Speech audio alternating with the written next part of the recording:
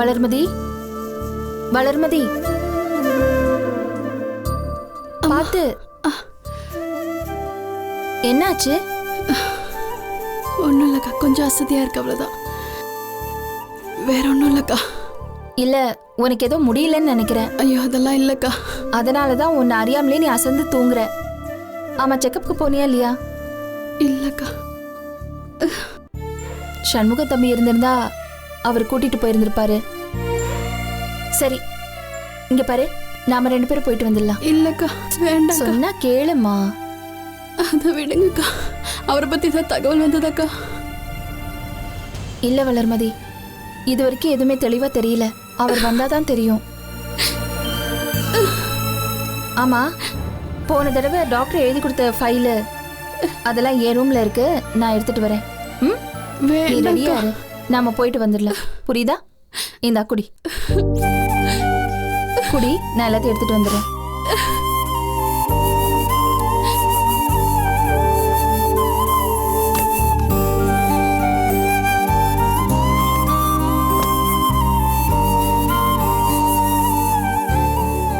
அண்ணி, எங்க தம்பி போயிட்டீங்க? வீட்ல என்னென்னமோ நடந்து போச்சு. நீங்க எங்க போனீங்கன்னு தெரியல. ஏன் நீ என்னாச்சு? ஏன் இவ்வளவு பரபரப்பா இருக்கீங்க? சண்முக தம்பியை அரெஸ்ட் பண்ணிட்டு போயிட்டாங்க. உங்க அண்ணன் ஸ்டேஷனுக்கும் கோர்ட்டுக்கும் அல்லாடிட்டு இருக்காரு. என்ன நீ சொல்றீங்க? எதுக்கு அண்ணன் அரெஸ்ட் பண்ணாங்க? அவர் என்ன தப்பு பண்ணாரு? திடீர்னு அவரை அரெஸ்ட் பண்ணிருக்காங்க. நம்ம வைஜெயந்தியோட அண்ணன் சடகோபன் இறந்து போயிட்டாரு.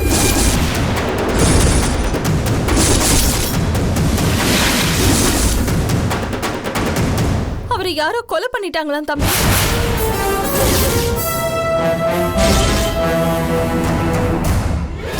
என்ன நீ என்ன சொல்றீங்க? கொலை பண்ணிட்டாங்களா? ஆமா, கொலை பண்ணி அவரை எங்கேயோ வீசி எரிஞ்சிட்டு போயிட்டாங்க. சடலம் போலீஸ் கையில கிடைச்சிருக்கு. அவங்க விசாரணை பண்ணிருக்காங்க. விசாரிச்சதுல சண்முகம் தம்பிக்கும் இந்த கொலைக்கும் தொடர்பு இருக்குன்னு அரெஸ்ட் பண்ணிட்டாங்க.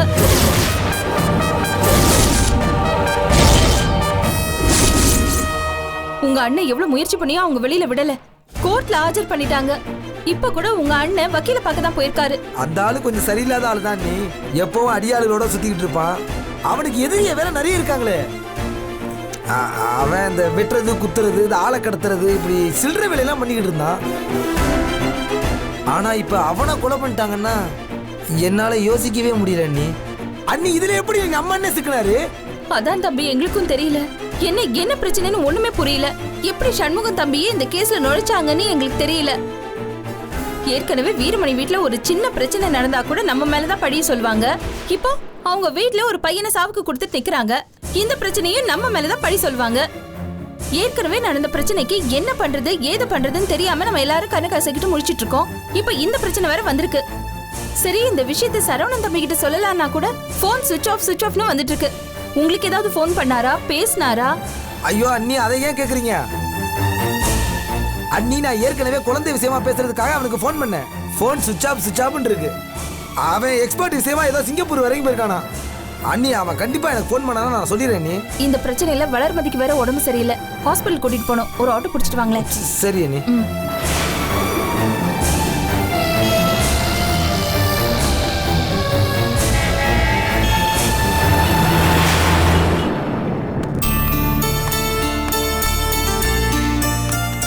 வாங்க, உட்காருமா.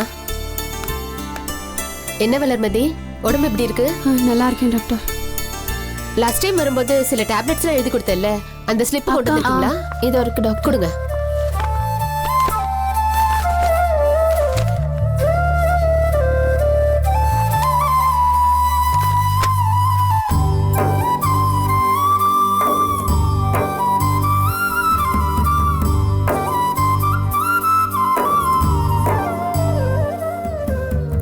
பல்ஸ் எல்லாம் நார்மலா தான் இருக்கு. ஆனா ரொம்ப அனிமிக்கா இருக்காங்க போல இருக்கு. பிளட் கூட கம்மியா இருக்கிற மாதிரி தெரியுது. வளர்மதி, நீ சரியா சாப்பிடுறது இல்ல, தூங்குறது இல்லையா? இந்த மாதிரி டைம்ல நீ உடம்புக்கு எந்த பிரஷரும் கொடுக்க கூடாது. நம்ம டென்ஷன் அடைஞ்சா அது குழந்தைய பாதிக்கும். இனி டைம்க்கு டைம் கரெக்டா டயட் எடுத்துக்க சொல்லுங்க. அயன் டானிக் எழுதி தரேன். நைட் அதை கொடுங்க. நட்ஸு, மாதுளம்பழம், பேரிச்சப்பழம், நார்மல் ஃப்ரூட்ஸு, ட்ரை ஃப்ரூட்ஸு இதெல்லாம் நிறைய சாப்பிடணும். சரியா? நிறைய காய்கறிகள், பழங்கள் எல்லாம் சாப்பிட சொல்லுங்க. ஹெல்த் நல்ல இம்ப்ரூவ்மெண்ட் ஆகும். ஏன் சொல்றேன்னா பிளட் குரூப் ஏ நெகட்டிவ் ரொம்ப ரொம்ப ரேர். டெலிவரி அப்போ ரத்தப்போக்கு ஏற்பட்டா பெரிய சிக்கலாயிடும். ஸோ ரொம்ப கேர்ஃபுல்லா இருங்க. சரி வாமா, செக் பண்ணிடுறேன்.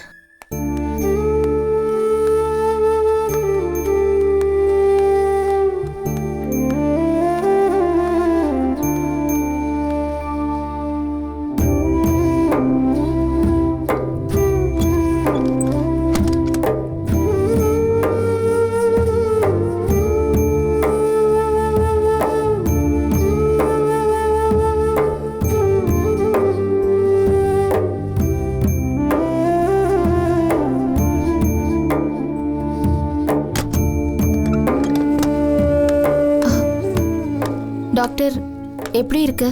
அது இருக்கட்டும், அவங்களுக்கு ஏதாவது பிரச்சனையா? என்ன டாக்டர்? இல்ல அவங்க கருவை கலைக்கணும்னு சொல்றாங்க.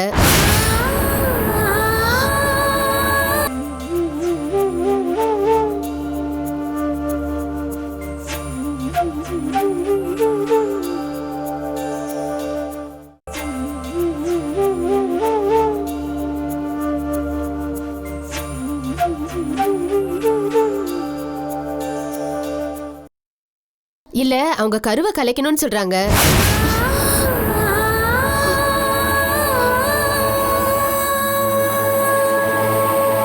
என்ன டாக்டர் சொல்றீங்க? கருவை கலைக்கணும்னு சொன்னாளா? ஆமா, நான் உங்களுக்கு ஏதாவது பிரச்சனையான்னு அதனாலதான் கேட்டேன். இல்ல, அவ ஹஸ்பண்ட் ஒரு சின்ன பிரச்சனையில இருக்காரு. அது அவ மனசு ரொம்ப பாதிச்சிருக்கு போல இருக்கு. அதனாலதான் அவ அந்த மாதிரி சொல்லிருப்பான்னு நினைக்கிறேன். நான் எடுத்து சொல்றேன் டாக்டர். ஓகே, பாத்துக்கங்க. குழந்தை நல்லா உருவாயிருக்கு. இந்த சமயத்துல கருவை கலைக்கணும்னு யோசிச்சோன்னா தாயோட உயிருக்கே அப்புறம் ஆபத்து. சட்டப்படி தப்பும் கூட. அதனால எவ்வளவு கஷ்டம் இருந்தாலும் அவங்க உடம்ப பாத்துக்க சொல்லுங்க. அவங்க உடம்பு ரொம்ப அனிமிக்கா இருக்கு. ஹீமோகுளோபின் செக் பண்ணி பார்த்தேன், ரொம்ப கம்மியா இருக்கு. நான் ஒரு டானிக் எழுதி தரேன், கூடுதலா கொஞ்சம் டேப்லெட்ஸும் எழுதி தரேன். அதை ஃபாலோ பண்ணிட்டு வாங்க. நெக்ஸ்ட் செக்கப்ல பாத்துக்கலாம். சரி.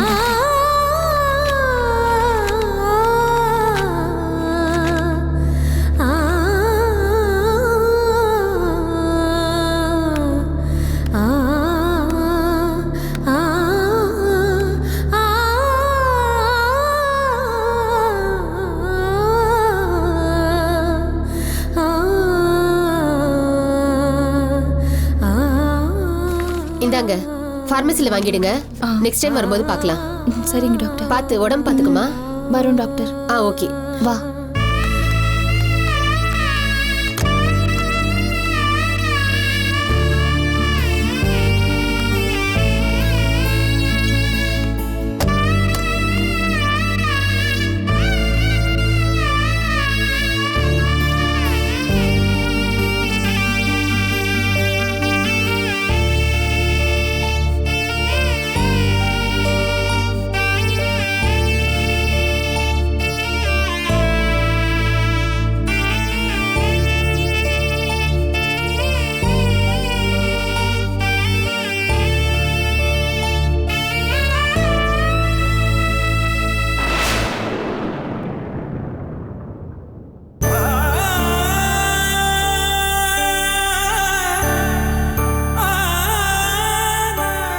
ஏன் வளர்மதி இந்த மாதிரி சொன்ன? அக்கா சொல்லு. ஒரு குழந்தை பொறுக்கணும்னு ஒவ்வொருத்தரும் எவ்வளவு தவம் இருக்காங்கன்னு உனக்கு தெரியுமா? எவ்வளவு கஷ்டப்படுறாங்கன்னு உனக்கு தெரியுமா? அவங்கள எவ்வளவு வருத்திக்கிறாங்கன்னு தெரியுமா? குழந்தைக்காக எங்கெங்கயோ அலையறாங்க. ஊசி, மருந்து, மாத்திரைன்னு உயிர் போற அளவுக்கு கஷ்டப்படுறாங்க. உனக்கு மட்டும் எப்படி கலைக்கிறதுக்கு மனசு வந்துச்சு வளர்மதி? அக்கா இல்லக்கா, நான் ஒரு அதிர்ஷ்டம் கெட்டவ. பிறந்த உடனே அப்பா அம்மா 2 பேரையும் முழுங்கிட்டேன். என் குழந்தை என்ன மாதிரி இருக்குமோ நினைச்சதாங்க்கா. நீங்களே பாருங்களேன், வர நேரம் அம்மா இறந்து போயிட்டாங்க. இப்போ எங்க வீட்டுக்காரு அவர் ஜெயிலுக்கு போயிட்டாரு. அது என்ன மாதிரியா ஒரு அதிர்ஷ்ட கெட்ட தரித்திரமா பிறந்துருமா நினைச்சுதான் அதை கொல்லலான்னு முடிவு பண்ணிட்டேன். மற்றபடி எனக்கு குழந்தைனா உயிருக்கா. ஏய், எதுக்கு அழற? கண்ணு தொடச்சுக்கோ. என்ன பொண்ணு நீ? உனக்கு அதிர்ஷ்டம் இல்லைன்னு யாருமா சொன்னா? சொல்லு, உனக்கு அதிர்ஷ்டம் இல்லைன்னு யார் சொன்னா? நீ உண்டான நேரத்துல நான் தாயாயிருக்கேன். அது உனக்கு தெரியுமா? புரியல? என்ன அம்மான்னு கூப்பிடுறதுக்கு வேணும் வந்திருக்க அம்மா. இதை விட உன் குழந்தைக்கு வேற என்ன அதிர்ஷ்டம் வேணும்? இன்னும் சொல்ல போனா உன் வயித்துல வளருது உன் குழந்தைன்னு யார் சொன்னா? அது ஏன் குழந்தை. என் அம்மா உன் வயித்துல இருக்காங்க. அதை எப்படி கலைக்கிறதுக்கு உனக்கு மனசு வந்துச்சு? நீ போய் இந்த மாதிரி பண்ணலாமா? நம்ம கூட நம்ம அம்மா திரும்ப வரணுங்கிறதுக்காக தான் உன் வயித்துல கருவா உருவாயிருக்காங்க நாங்க நம்பிட்டு இருக்கோம். இந்த சமயத்துல போய் நீ இந்த மாதிரி ஒரு முடிவு எடுக்கலாமா வளர்மதி? இந்த விஷயம் சண்முகம் தம்பிக்கு தெரிஞ்ச எவ்வளவு வருத்தப்படுவார்னு உனக்கு தெரியுமா? அக்கா, பொதுவா இந்த மாதிரி சமயத்துல பொண்ணுங்கெல்லாம் புருஷன் கூட இருக்கணும்னு எதிர்பார்ப்பாங்க. ஏன்னா அவர்கிட்ட நான் இது வேணும் அது வேணும்னு கேட்டதில்ல. ஆனா இந்த சமயத்துல அவர் ஜெயிலுக்கு போனதை நினைச்சா என்னால தாங்க முடியலக்கா. நான் உன்கிட்ட எத்தனை வாட்டி சொல்றது? என்ன நம்ப மாட்டியா? எல்லாமே நல்லபடியா நடக்கும்மா. இந்த மாதிரி விஷயம் எல்லாம் தற்காலிகம்தான், நிரந்தரம் கிடையாது. சீக்கிரமே நிலைமை மாறும். ஆனா நமக்கு வேணுங்கிறப்போ குழந்தை பெத்துக்கணும்னு நினைச்சா அது முடியாது வளர்மதி. ஏன்னா குழந்தை இறைவன் கொடுக்கிற வரம்மா. அவர் எப்ப கொடுக்கறாருன்னு நினைக்கும் போது அப்ப நம்ம வாங்கிக்கணும். அத பொக்கிஷமா பாதுகாக்கணும் வளர்மதி. இந்த நேரத்துல நீ இப்படி எல்லாம் பேசினா எப்படி சொல்லு? வேண்டாம் வளர்மதி, இதுக்கு மேல நீ இந்த மாதிரி ஒரு முடிவு தயவு செஞ்சு எடுக்க மாட்டேன்னு எனக்கு சத்தியம் பண்ணு. வளர்மதி,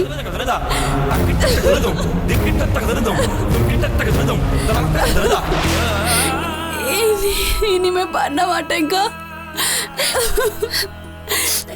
சரி, இந்த விஷயத்த வேற யாருக்கிட்டயும் சொல்லக்கூடாது. வா, அழாம வா.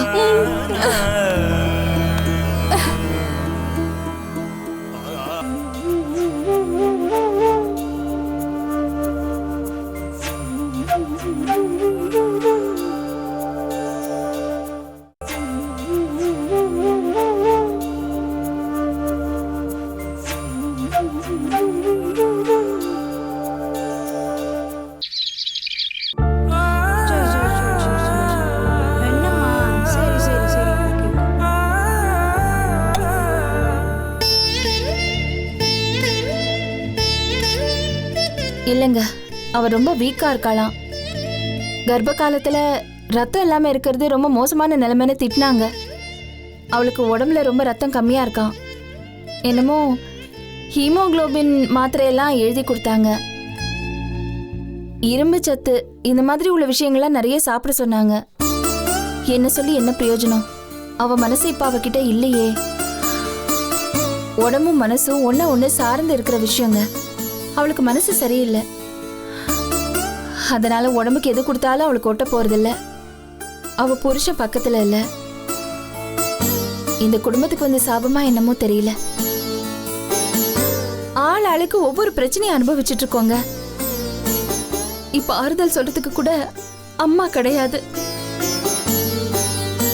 எனக்கு அழுது அழுது கண்ணுல தண்ணி வத்தியே போச்சுங்க. மீனாட்சி, ஏன் இப்படிலாம் பேசுற? வேற என்னங்க சொல்ல முடியும்? நானும் எத்தனை நாளைக்கு தான் சிரிச்சுக்கிட்டே சுமையை தாங்க முடியும் சொல்லுங்க. இல்ல மீனாட்சி. ஐயா வணக்கம் ஐயா. வாங்க வாங்க வாங்க வாங்க உட்காருங்க. இருக்கட்டுங்க ஐயா, உங்ககிட்ட ஒரு முக்கியமான விஷயம் பேசணும். அதனால தான் நீங்க வீட்டில் இருக்கும் போதே வந்தோம். நீங்க வரக்கூடிய சூழ்நிலையில் இருக்கீங்களா இல்லையான்னு தெரியல. பரவாயில்ல, நேர்லயே பேசி போயிடலான்னு வந்தோம். சரி வாங்க உட்காருங்க. மீனாட்சி இருக்கட்டும். காஃபி ஏதாவது? வரேங்க. அதெல்லாம் ஒண்ணும் பரவாயில்லைங்க. வேண்டாங்க. உங்ககிட்ட தனியா பேசணும், அதுக்கு தானுங்க வந்தோம். சரி மீனாட்சி இது வந்துடுறேன், வாங்க போலாம்.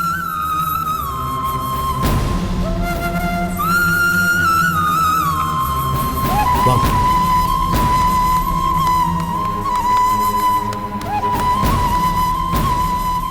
சொல்லுங்க, என்ன விஷயமா வந்திருக்கீங்க? இதை பாருங்க, நான் சுத்தி வளைச்சு பேச விரும்பலைங்க. நேரடியாகவே விஷயத்துக்கு வரேன். ஊரெல்லாம் இதை பத்தி தான் பேச்சு. உங்களுக்கு தெரியாத ஒண்ணும் இல்லைங்க. இறந்து போனது நம்ம சங்கத்துக்கு வேண்டப்பட்டவர், கொலை பண்ணதும் நம்ம சங்கத்து உறுப்பினர் தான்.